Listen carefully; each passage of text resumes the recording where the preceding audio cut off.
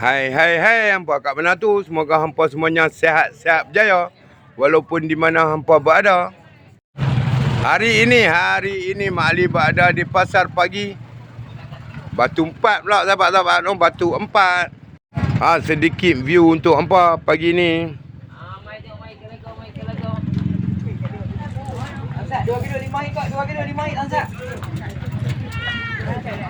Tapi bila hampa melihat video ini, hampa jangan lupa memanfaatkan butang-butang kat sebelah kanan hampa. Macam-macam ada sahabat-sahabat. Baju bandel pun ada, seluar bandel. Minyak Raja Kayu sahabat-sahabat. Siapa-siapa yang bermasalah dengan urat boleh dapatkan minyak Raja Kayu kat Bio Mak Ali. Okey, jumpa lagi next video. Bye bye. Assalamualaikum.